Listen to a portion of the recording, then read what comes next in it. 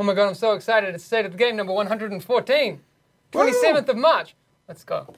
I have a couple of guests here with me. You may have seen them before if you've been here before, but maybe you haven't. Maybe you're new to the Division 2 and you haven't seen any of them before. Anyway, my name's Hamish. I'm a community developer here at Massive, and I have Yannick and Trick. Yannick, who are you and what do you do? Hi, my name is Yannick Banchereau. I'm a live content manager on the Division 2. Cool.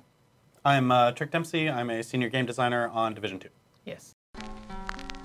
No, so first, yes, we will have a maintenance tomorrow, and during that maintenance, we're going to deploy what we call patch 1.7. I don't know if that's the name we will use publicly, but anyway. It's a patch. It's a patch. It's a both server and client patch, which means that we get to put a lot of cool stuff in there, especially a lot of the client things that we were not able to release in previous patches because they were just server-side. So there's a whole list of it. So first maintenance tomorrow, same as usual. 9:30, 12:30? 9:30, 12:30 CET. So same time as a normal weekly maintenance. So the patch tomorrow, so first is in terms of performances and especially in terms of frame rate drops, we're going to have a bunch of improvements for that. So that should be less frequent. Of course, it's not 100% fixed. I mean, there's always going to be performance issues here and there. But that should help the situation a lot for players that are experiencing frame rate drops. Cool.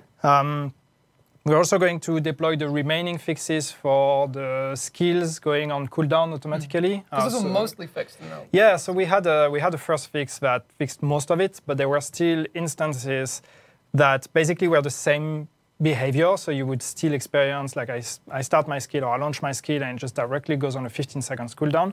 It was caused by other things, and these we will be fixing tomorrow. So normally we should be done with that kind of behavior with the update tomorrow. Cool. Which is pretty cool.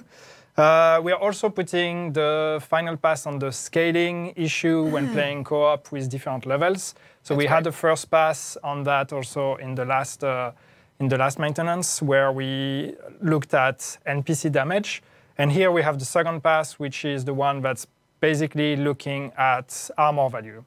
Yeah, I mean, but that should help a lot with especially survivability. It's mostly the main issue here was the armor value of players, which was definitely not on par with what it should be at that level. So it should be much better. So people should, at least, low-level players that are grouping up with high-level players should feel way less squishy compared to what it was before. Okay.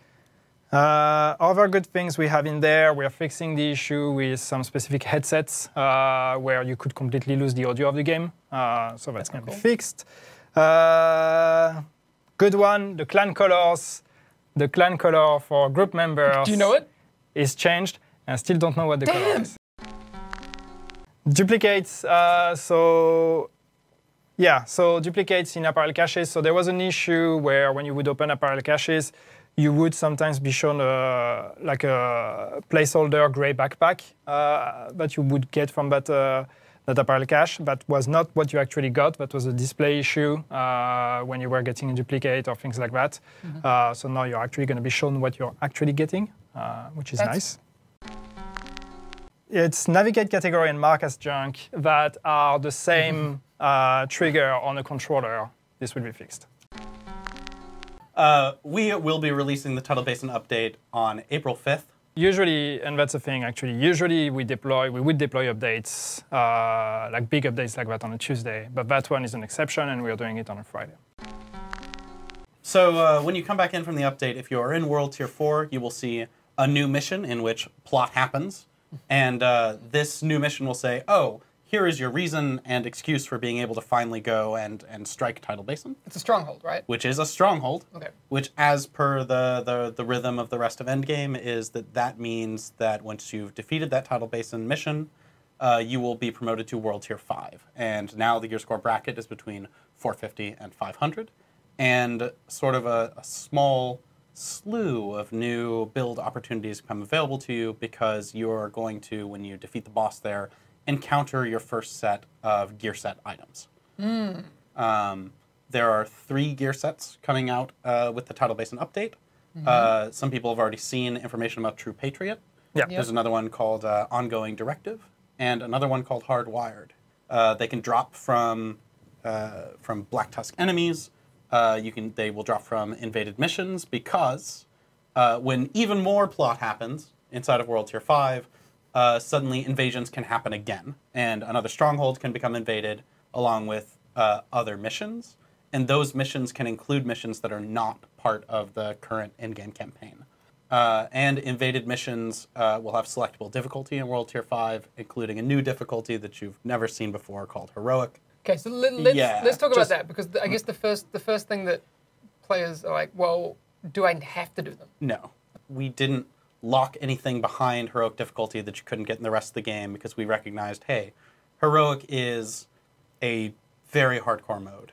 With the context of not everyone needs to complete it because you're not locking any gear behind it. We're not locking any special gear behind it. You're still getting more and better drops. Yeah. Since you are fighting Black Tusk at this point, you will be getting more gear set pieces. And they can be, I believe, they trend towards the higher end of your gear score possibilities. So, I mean, they are better, but they're not unachievable.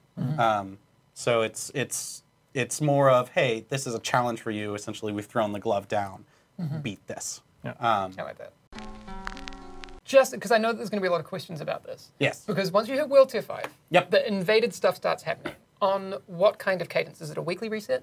Yes. So the invaded missions are that the new invasions are on a weekly reset. But if you're in World Tier 5 and there's an invasion going on, you can freely toggle any mission between its invaded and non-invaded state that is invaded.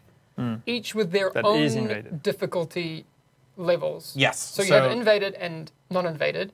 Yes. And each of them have selectable difficulties of Yes. their own. PvP, we know that this is a big conversation in a community, and we are definitely reading all of that. And the folks at Red Storm are really interested in everything and all the aspects and all the angles to look at it. So we are definitely interested in that conversation, and yes, we are definitely going to be looking at that. That's not a tidal basin thing. So first, we want to finish. And release Tidal Basin. I mean, it's finished by now, but release it. Sure. But we are not going to do a big pass with that one. That's something for later. First, we do that one, and then we'll be looking at it. But yes, we are definitely interested in the conversation. So please keep it going.